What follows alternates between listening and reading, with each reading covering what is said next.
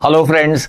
One day I was taking a Viva, first year medical students Viva on some topic, and then I asked about the anemia. मैंने anaemia के बारे में पूछा और generally vivas में we check the knowledge and the proper expression.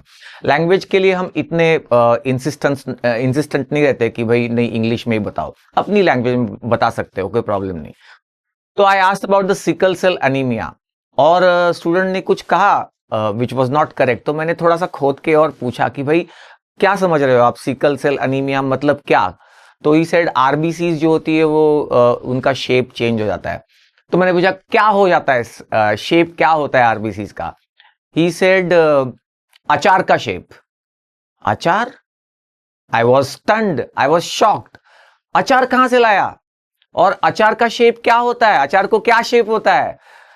तो उस and then I realise कि मैंने सिकल सेल अनीमिया पूछा है and he was telling me about the pickle.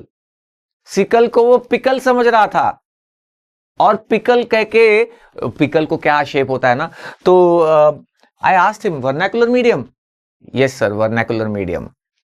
तो ये सारी चीजें हम अक्सर हमारे साथ होते रहती है कि वर्नाकुलर मीडियम के स्टूडेंट्स जो है लैंग्वेज इंप्रूव करने के लिए उसने साल भर कोई कोशिश ही नहीं की थी और देखो क्या से क्या हो गया. यानी सिकल को या सिकल जिसको शेप जो होता है अपना सिकल, घास काटने का जो सिकल होता है ना, तो ये रफली yes sickle cell RBC become sickle shaped. और वो क्या समझ रहा था, कुछ और ही समझ रहा था, पिकल शेप्ड. ये अक्सर होता है. हम प्रीलिम्स, मैंने उसको पूछा तू प्रीलिम्स का स्पेलिंग बता भाई जरा. अक्सर हमने देखा है 10-20% स्टूडेंट्स प्रिलिमिनरी एग्जामिनेशन, तो प्रीलिम का जो स्पेलिंग है वो correct spelling prelims short form ऐसे लिख सकते हो ना, प्रीलिम्स. मैंने देखा है एटलीस्ट 20% स्टूडेंट्स प्रीलिम्स का स्पेलिंग ये लिखते हैं, प्रीलिम्स. आप भी लिखते हो ना, आप में से आई एम श्योर बहुत सारे लोग ये लिखते हैं प्रीलिम्स, क्योंकि वो वैसा ही प्रोनाउंस करते हैं और वैसे ही लिखते हैं prelims. And I tell you it creates a bad impression on the examiners mind कि इसने कोशिश ही नहीं की है इंप्रूव करने की after entering the professional college. तो आज का ये वीडियो है, ये इसमें हम बात करने वाले हैं about the importance of dictionary and importance of language in general. सबसे पहले तो अगर आप वर्नाकुलर मीडियम से हो तो फर्स्ट ईयर के एंड तक या आगे जाके भी जब आप ये कहते हो कि sir I am from vernacular medium, I am from a non English medium, तो it creates a bad impression.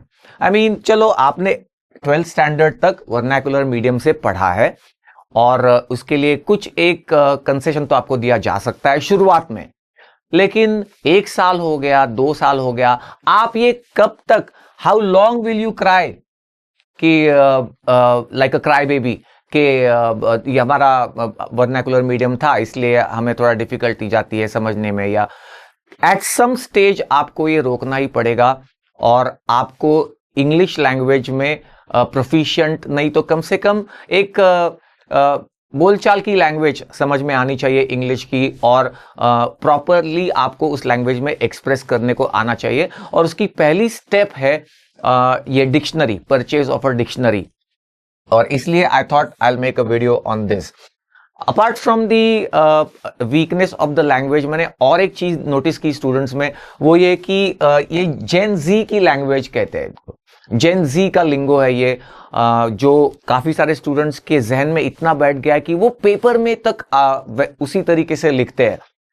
Use of slang तो नहीं इतना यूज होता लेकिन एग्जाम में, बट वो जो लैंग्वेज जो आप एसएमएस मैसेज पे टाइप करते हो, व्हाट्सएप मैसेज पे वगैरह, वो उसके कई सारे वर्ड्स मैंने पेपर में एग्जाम में लिखे हुए देखे हैं. और डेयर को डेयर लिखना, शुरू में जब ये डेयर लिखते थे इस तरीके से तो मुझे समझ में नहीं आता था ये क्या वर्ड है. फिर इवेंचुअली समझ में आने लगा, कॉन्टेक्स्ट समझ कि भाई ये डेयर को डेयर लिख रहे हैं, शॉर्ट करके लिख रहे हैं. वाई, वाई लिखने की जगह पे ये वाई लिख रहे हैं.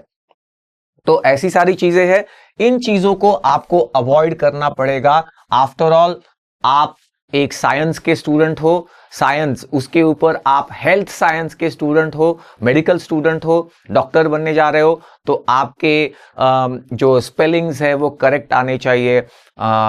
एट्रियल को आर्टीरियल कहते हैं काफी सारे स्टूडेंट्स गलती से, एक लूजली वो पढ़ते हैं वर्ड को और वैसे ही प्रोनाउंस कर देते हैं। तो इसलिए science students and on the top of that health science student होने की वजह से आपको इन सारी चीजों में थोड़ा सा पर्टिकुलर होना पड़ेगा, स्पेलिंग्स आपकी करेक्ट आनी पड़ेगी और लैंग्वेज भी थोड़ा आपको इंप्रूव करना पड़ेगा। मैं ये बात बिल्कुल मानता हूं कि language is just a medium of expression and it does not reflect your true knowledge. ये करेक्ट है, बिल्कुल सही है, इसमें कोई दो राय नहीं है कि नॉलेज हो सकता है बगैर इंग्लिश लैंग्वेज आते हुए भी, लेकिन एक सीधी बात है कि हेल्थ साइंसेस का, मेडिकल का सारा जो नॉलेज और लिटरेचर है वो इंग्लिश लैंग्वेज में अवेलेबल है।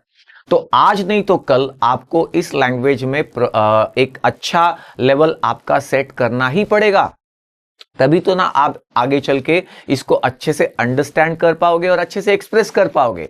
तो इसलिए नाउ इज द टाइम, आप जब मेडिकल कॉलेज में एंटर कर चुके हो तो स्लोली ये कहना पहले आप बंद कर दो कि नॉलेज इज माय वीकनेस, मैं वर्नाकुलर नॉन इंग्लिश मीडियम से पढ़ा हूं 12th स्टैंडर्ड तक, तो ये मेरी कमजोरी है, मेरी मजबूरी है, एटसेट्रा।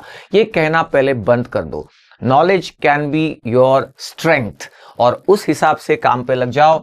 नॉलेज तो आएगी, लेकिन नॉलेज तब आएगी जब आपकी लैंग्वेज जो है वो समृद्ध होगी, all around understanding of the subject तभी आ सकेगा। So command over the language gives you certain advantages. जैसा कि मैंने कहा कि चलो लैंग्वेज में वीकनेस है तो ऐसा कोई हर्ज नहीं है, नॉलेज का है वो ट्रू एक्सप्रेशन तो नहीं होता, लेकिन अगर आपको कमांड आती है इंग्लिश लैंग्वेज के ऊपर तो इसके कई सारे एडवांटेजेस है। और जब मैं लैंग्वेज कहता हूं तो वोकैबुलरी, शब्द संग्रह आपका अच्छा होना चाहिए ताकि आप टाइम पे आपको वो प्रॉपरली वर्ड कहने को आना चाहिए। Pronunciation, how do you pronounce the words, उसके ऊपर भी बहुत सारे जोड़ाक्षर आएंगे इंग्लिश में, खास करके अपने मेडिकल लैंग्वेज में, या लंबे लंबे वर्ड्स आएंगे, सूडो हाइपोपैराथायरॉयडिज्म, ये सब आपको अगर प्रॉपरली कहना है तो उसके लिए लैंग्वेज के ऊपर ही कमांड लानी पड़ेगी, तब जाके आपके वर्ड्स जो है वो आसानी से नेचुरली फ्लो आउट करेंगे। उसके अलावा डिक्शन, आपका जो कहने का उच्चारण है वो कैसे है, और ग्रामर तो चलो फिर भी ठीक है, थोड़ा बहुत ऊपर नीचे होता रहता है, लेकिन एटलीस्ट ये चीजें तो होनी चाहिए। इसका बेनिफिट आपको कहां मिलता है? वाइवाज में। वाइवाज जब आप देते हो, अच्छी लैंग्वेज है, इंग्लिश पे कमांड है, तो एक अच्छा इंप्रेशन सेट हो जाता है।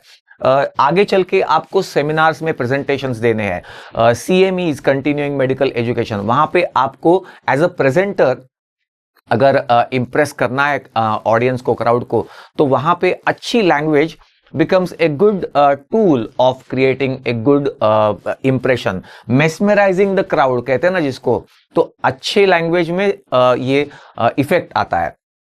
उसके अलावा ऑफ कोर्स आगे चल के पेशेंट्स के साथ कम्युनिकेशन आपको करना है, और पेशेंट की लैंग्वेज अगर इंग्लिश है, या आप भी अगर पेशेंट किसी एक खास इकोनॉमिक स्टेटा से आता हो और इंग्लिश आपकी अच्छी है, तो एक अच्छा इंप्रेशन पहले से क्रिएट होता है और पेशेंट को भी एक कॉन्फिडेंस आता है कि डॉक्टर बहुत नॉलेजेबल है, ऐसा लगता है पेशेंट को। तो इसलिए लैंग्वेज पे आपकी कमांड लाना, और उस वजह से इंपॉर्टेंस ऑफ अ डिक्शनरी। सबसे पहले मैं जानता हूं मेडिकल कॉलेज आप ज्वाइन करके ऑलमोस्ट 1.5-2 मंथ्स हो चुके होंगे। This is the right time, अगर आपने डिक्शनरी नहीं बाय की है तो डिक्शनरी बाय कर लो। ओके, हर चीज गूगल पे ढूंढना ये भी सही बात नहीं है, आपके पास डिक्शनरी होनी चाहिए, और 2 डिक्शनरीज होनी चाहिए।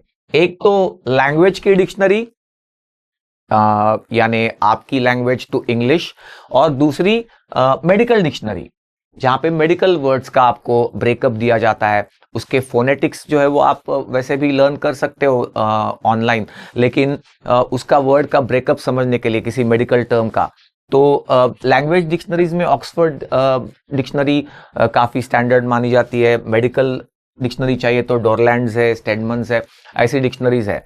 तो ये डिक्शनरीज आपके पास होना बहुत ज्यादा इंपॉर्टेंट है और जरूरी है। एग्जाम्पल्स मैं कई सारे दे सकता हूं, जैसे ये कॉमन एग्जाम्पल है मायस्थेनिया ग्रेविस। तो सबसे पहले तो इसमें जोड़ाक्षर आ रहा है तो उसको कैसे प्रोनाउंस करें, और उसके बाद अगर आप ये वर्ड को ब्रेकअप करके पढ़ते हो फ्रॉम द डिक्शनरी, उसका डिक्शनरी मीनिंग पढ़ते हो, तो डिक्शनरी आपको बताती है कि मायो अस्थेनिया ग्रेविस, ऐसे 3 वर्ड्स है इसमें। मायो मतलब मसल, एस्थेनिया मतलब वीकनेस, एंड ग्रेविस मतलब very grave, very danger, very bad.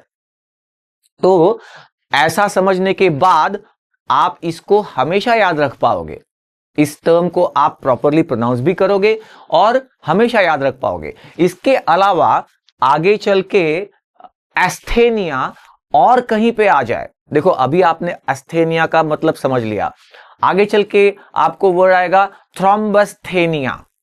तो थ्रोम्बो मतलब प्लेटलेट एंड एस्थेनिया मतलब वीकनेस। तो प्लेटलेट्स का weakness to aggregate and stop the bleeding, thrombasthenia. तो आपको आगे चल के वर्ड्स को समझने में आसानी होगी, याद रखने में भी आसानी होगी, कॉन्सेप्ट्स आपके स्ट्रांग होते जाएंगे। So that's the importance of dictionary in a nutshell. Dictionary जरूर बाय कर ले।